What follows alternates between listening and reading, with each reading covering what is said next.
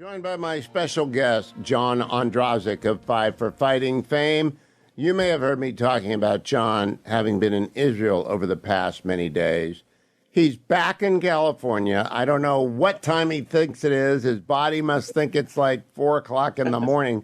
But John, good to see you. What are you over jet lag yet?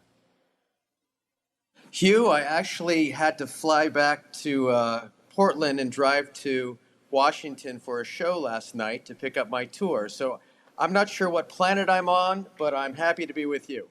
You're in Portland, Oregon?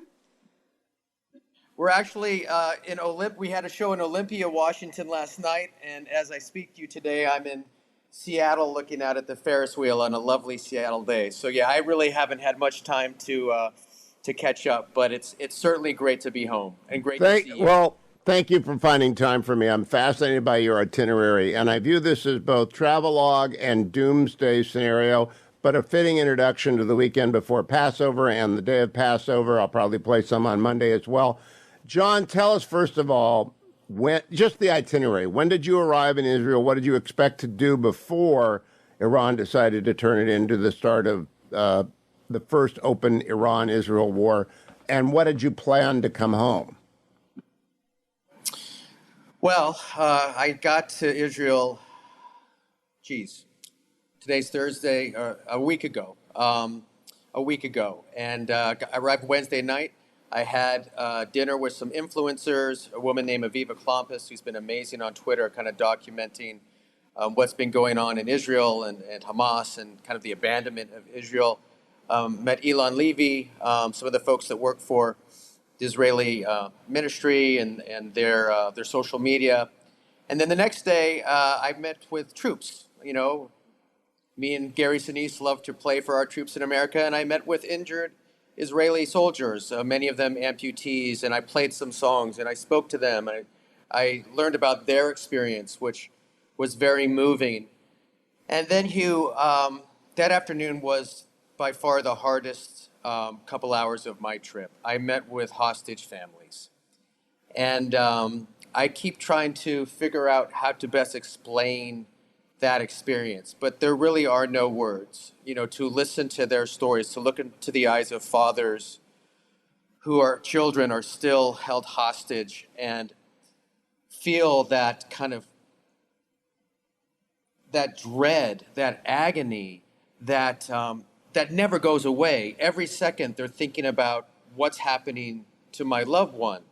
And one of the things that happened when the 40 hostages were released, we saw and heard the stories of how terrible they were treated. And very little food, certainly the abuse, for some sexual abuse. So that was just excruciating. The next day I went to Jerusalem.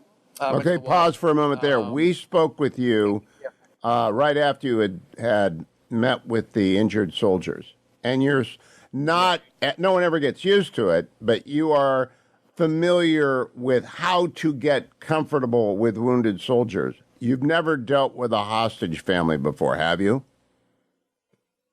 Not at all. That was something completely different. And, the soldiers, yeah, they're injured, but they're young and they have their life ahead of them. And most of them are very positive and joking around. And so that was a very cool experience. They actually gave me guitar lessons. Some of them were better than me. So you walk out of there just, you're certainly sad for them, but you feel they're going to have a great life. But the hostage families and the hostage forum, they created a hostage forum immediately in Israel to support these families and to meet those people that every day are going in there, working with the hostage families, hearing the stories. And there's become this split with the hostage families. You see some of the protests that are going on in Tel Aviv, tens of thousands of people. Many of the hostage families, and you understand it, are demanding, they're sick of waiting. They're like, we want action now. They're blaming Netanyahu. And then the other, kind of half are like, let's kind of keep working the process. And of course, for them, there's no right or wrong answer. So there's a lot of kind of politics within the hostage families and the kind of situation there as well, which I kind of found myself in the middle of, to the point where they were not going to have the hostage rally Saturday night because there was so much tension eventually they did, and I was able Well, to John, were perform you that. able to navigate the hostage crisis, which is now being engulfed by Israeli politics, which is not beanbag ever? Were you able to stay the American who is rooting for all Israel against the terrorists, or were you drawn on to one side or the other? I was not. They're so Good. grateful to just have anybody there. They've been, they feel abandoned, Hugh, because they have been. They've been abandoned by, in many respects, our own government, certainly the world. The UN is basically a Hamas ally, and they've been abandoned by the artists of the world. Look, I'm very low on the totem pole of, of artists in America and song, in kind of American kind of pop music. But they were just so happy to have someone there who wasn't Jewish. I'm just there to support them, to condemn the evil that's Hamas. So no, they were very grateful to have me there. That was the one thing that I could tell the hostage families that you are not alone. Millions of people, tens of millions of people in America support you. They want the hostages home. They understand this is a fight for civilization. Don't just listen to the news. Don't listen to the loud media. Don't just look at college campuses. America does stand behind you. You wouldn't know that. But I think that was the message that I really wanted to get over on my trip, and I think I did. Now I'm going to pick up on what happens next, but I want to put a note in here. Guy Benson, Mary Catherine Ham, and John Ondrasik are the three non-Jews I know who have gone to Israel. I was invited to go. They don't have a studio. I'm working with jns.org. Mike Gallagher is a fourth one who's gone, and he tells me there's a studio in Jerusalem I can use, so I want to go and stand with him. But I am curious, did you run into any other non-Jews Americans on your time there, John?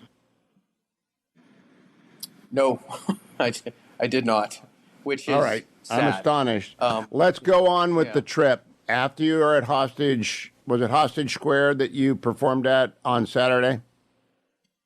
Well, it's interesting. There was actually a little concert.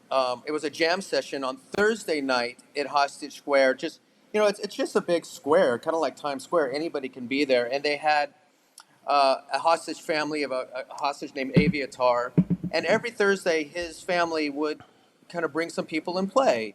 And they asked me to come, and I did, and I played a few songs. There were very few people there, but after that night, the leaders of the hostage forum came up to me and said, "Look, we're really trying to get Saturday to happen.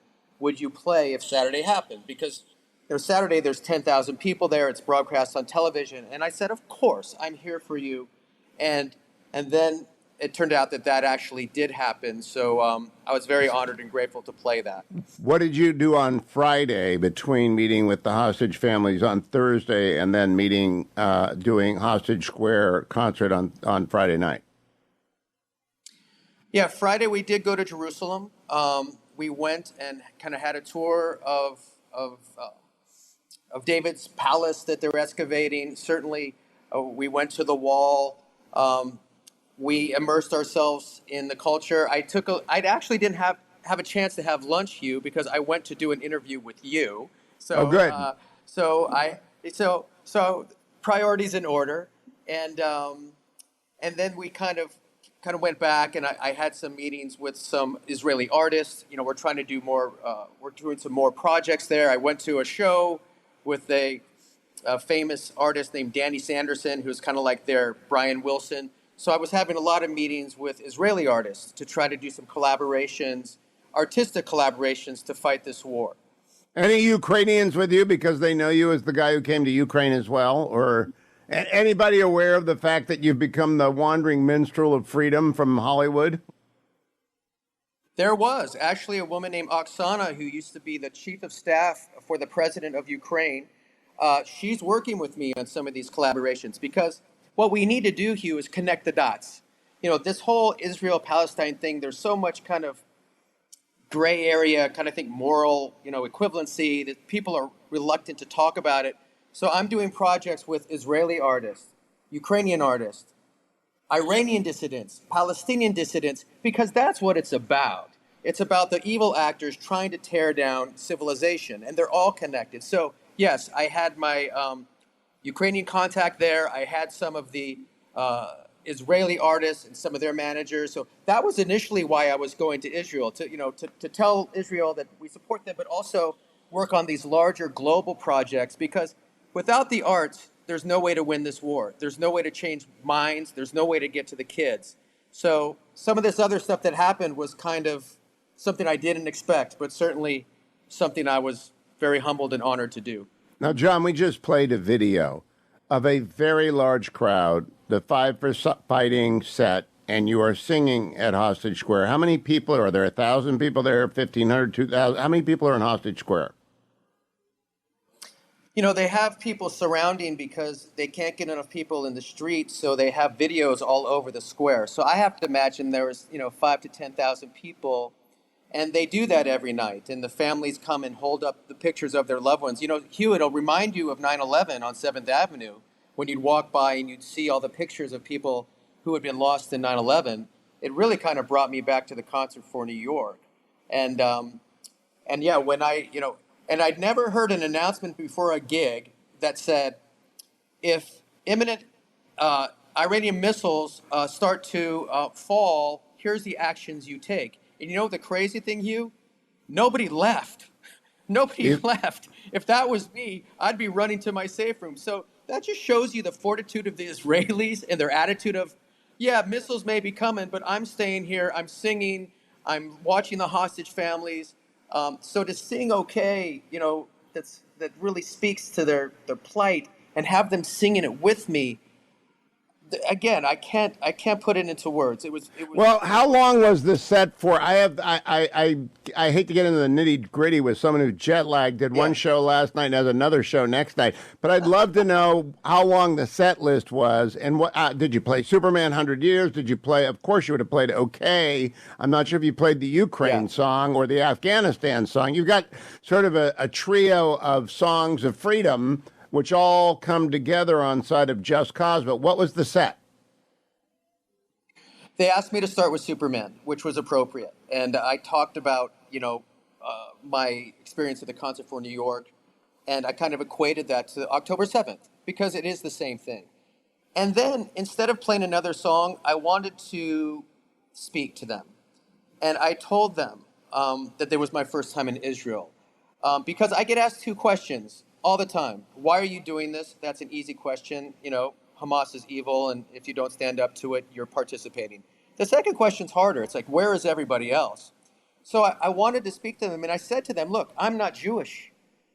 You don't have to be Jewish to condemn Hamas. You have to be human. You don't have to be Jewish to support evil. You have to stand for democracy, freedom, good, human rights.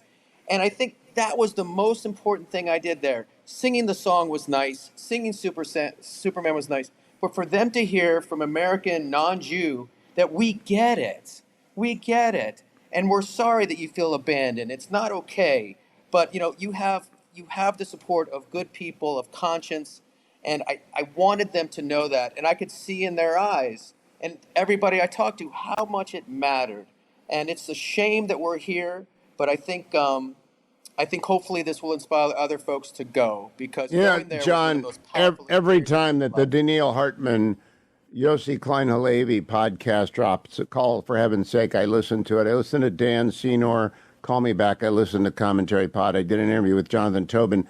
American Jews and some Jews in Israel talk only to each other. They don't talk to the Gentiles. And they underestimate, as a result, how many American Gentiles are with them. And so I'm glad you went.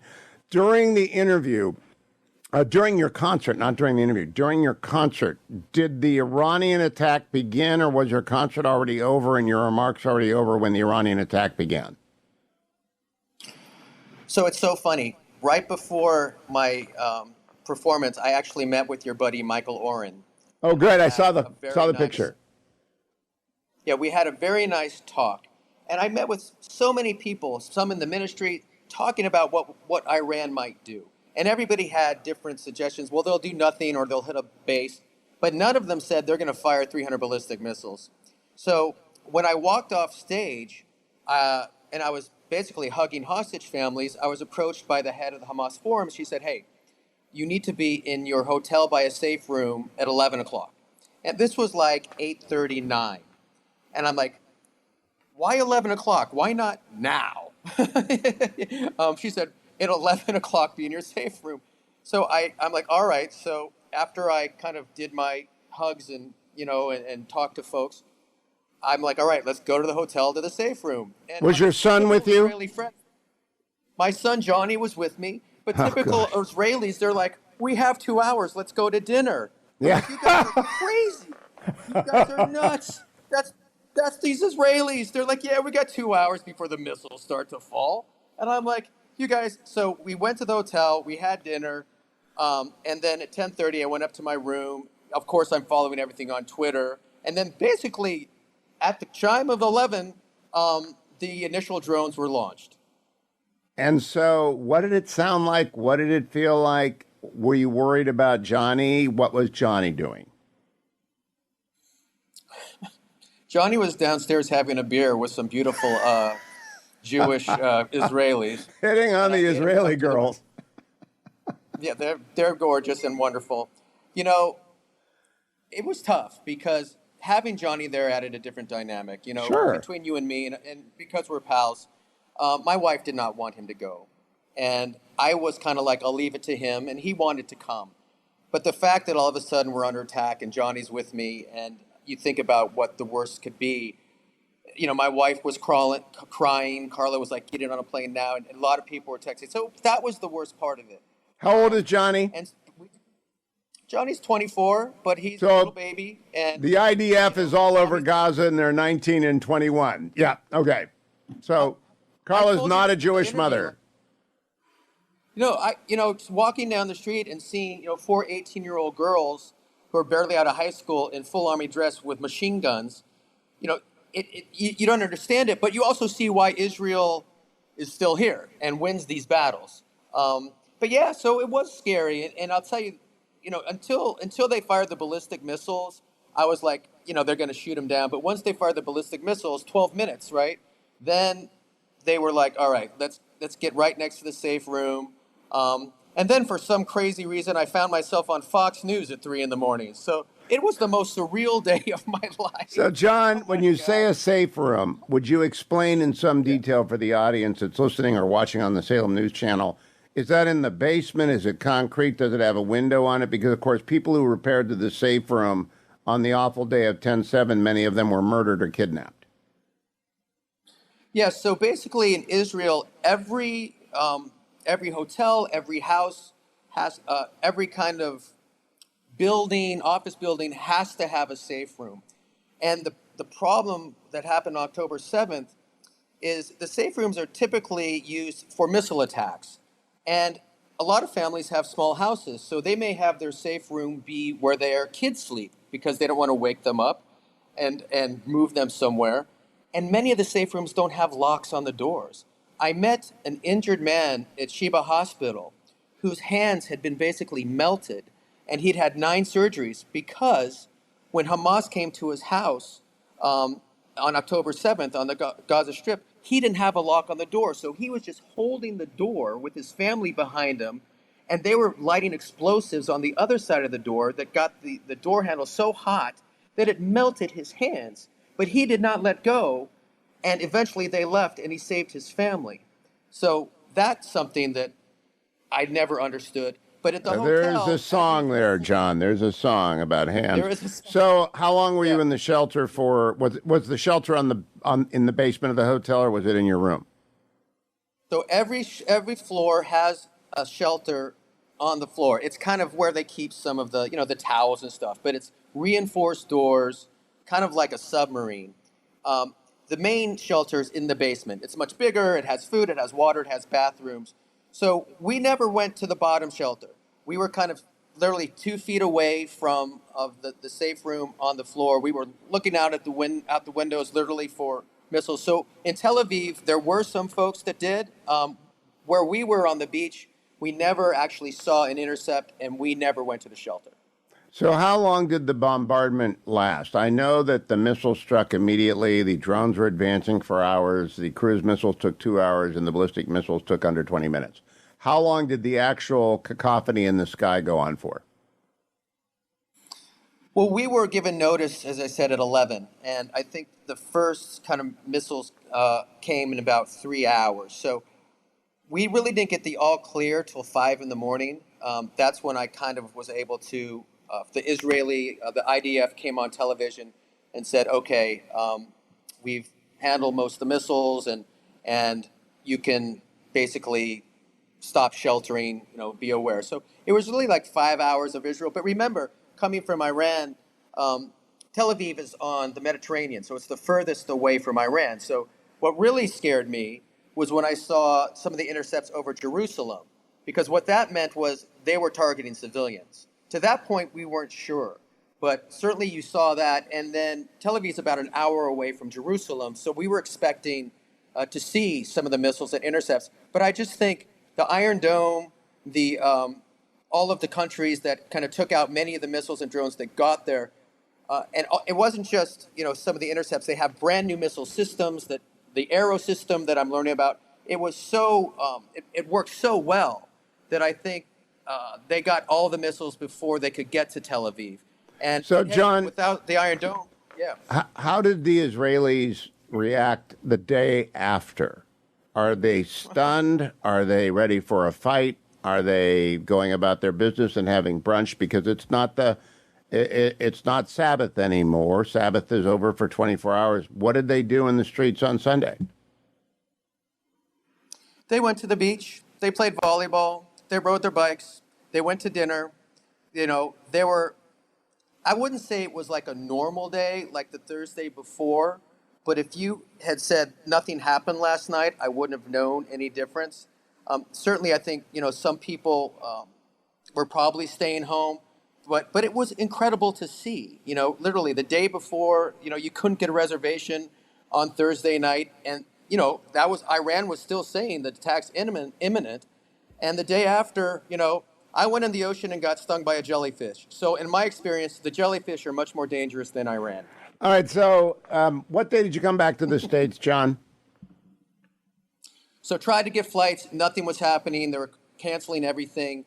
I had a flight on El Al Monday night, and it's good to be on the Israeli airlines because they will fly when the other airlines don't. And United canceled. All the other flights were canceled, but I was on El Al. On Monday, I went and met with Natan Sharansky, which one is the most Oh, wow. probably powerful. I've met him once. That's a great honor in my life, too. Yeah, I met him at the Reagan Library, Well, but you met him in Israel. we spent over an hour together, and he had seen the OK video, but of course, Sharansky's from Ukraine. And we were talking about Ukraine, and in honor of my life, I was able to show him the Can One Man Save the World video. And frankly, he was very moved. And I think he looked at me a little differently after saying that, saying, you went there during the war? And so we talked a lot about the college campuses. He said 20 years ago, Hugh, which was fascinating, the biggest threat to world peace and freedom and democracy is American college campuses, because he saw the money coming from Qatar back then. The guy's almost a saint. He's the Mandela of Israel. So he saw this coming for 20 years. So we talked a lot about the college campuses. As horrible as some of my experiences was there with the hostage families, meeting Sharansky, meeting the Israelis, it gives me hope. It inspires me. So that was a true honor of my life. Then you come back to the United States with Johnny, and you perform in Portland. I mean, you go right to the heart of progressive land. I hope you have a chance to listen to Dan Senor talk to Professor Galloway. Yeah. Scott Galloway is a self-described far-left progressive atheist. He doesn't know where the Jews are in America. He doesn't know why they're hiding. He doesn't know why his agents are hiding. He doesn't know why people that he makes $1 million a year on the speaking tour. He doesn't know where all the American Jews are, and he's wondering why are the Gentiles out there and the Jews aren't. So what happened at these two concerts, John Ondrasik, well, you've only done one yet. I guess it would have been in Portland last night. Anything at all? Is the crowd with you? I've been playing both. I play Can One Man Save the World, and I play OK. I've been playing that this whole tour, before I went to Israel. And I talk about what we talk about. I talk that they're moral messages. They're not political ones. And I tell them the hero of my video is a Palestinian woman calling out Hamas. And if you truly care about Palestinians, you need to free Palestine from Hamas. And when people hear that, I think they listen with an open mind. they certainly appreciate the Kim One-Man Save the World video. People very supportive of that. And after the OK video, I have people coming up. They say two things. Certainly, the Jewish people say thank you for saying this because they feel abandoned because they are. But more importantly, and I told the crowd this in Israel, when I play OK and I talk about the meaning of the song and the fact that it's a battle for civilization against those who want to tear it down, non-Jews say, they don't say thank you for standing up for Israel. They say thank you for standing up for good. And that is the message we want to get across because it really is good versus evil. I know it sounds like a cliche. I know it sounds like Reagan axis of evil, but that's what it is. So Americans get it, Hugh. It is not. It's not a cliche. It's a battle for the West. Israel is a part of the West. In fact, they're the tip of the spear of the West. And Americans have to figure that out. And I hope your concert goes on and on and on, and that you play all the songs that I have enjoyed for 3 decades. But I really hope that you keep telling people that you believe in freedom and in human rights, because that's the bottom line, John. You're a human rights activist who happens to be a musician for his day job or night job, as the case may be. And I hope the crowds are good. I hope your American fans are applauding this. They certainly did when you were in Alexandria. Is that the case last night? It is, Hugh. We get standing ovations. I think deep down, people know it's not political. They know it's a moral message. Afghanistan, Ukraine, Israel, Taiwan. And I think we need to mobilize those folks. The first line of my song is, "This is a time for choosing." And I think a lot of people have wanted to bury their heads in the sand. But look at Colombia today. We have to make a stand. We have to join together, just like after 9/11, because the consequences are too dire if we don't. So let's close here, John. How do people help you continue to do advocacy on behalf of the West? Because that's what it is. The video I'm showing, they can't go to Hostage Square. They haven't got the money. They haven't got the time. They're in America. How do they help you? What do you recommend they do? They can listen to a song. They can feel great about it. But what should people do? First of all, talk to your Jewish friends and tell them that you feel their pain, that you support them, that you have their back. You will have no idea how much that matters. There's many charities that you can donate to that fight anti-Semitism. One is called Boundless Israel. If you just go Boundless Israel online, they do amazing work. As far as my things, if people share the OK video, I think the more people see it, the more it impacts. When Israel shared it on social media, it had a big impact. We're basically going to be posting my performance at Hostage Square in the next couple days, after Shabbat, so the people in Israel see it. But, Hugh, we all have a role to play. You have your role to play. I have my role to play. No voice is too small. So just do the right thing. Sometimes it's about just doing the right thing. And then I want to ask a personal question. I think Dr. Oren must be exhausted because the ambassador never stops doing media because he's part of the international messaging thing. Did you go into his double secret studio and see where he broadcasts from in his safe room? No, I was able to meet with him and his lovely wife in his beautiful Tel Aviv apartment overlooking the Mediterranean Sea. So, that guy, whatever he's doing well because it's beautiful. And what a wonderful man.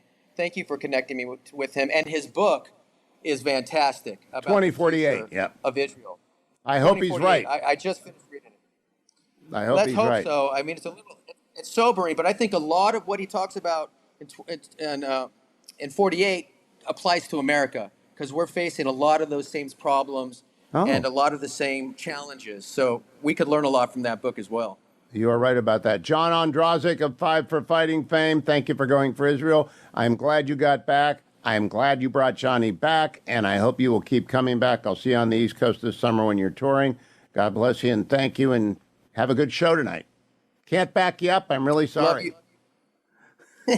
Hugh, I love you. Thank you for all your well wishes when I was over there. It meant a lot that you were concerned, and I look forward to seeing you in person very soon. Thank you, my friend. Thank you, John. Be well.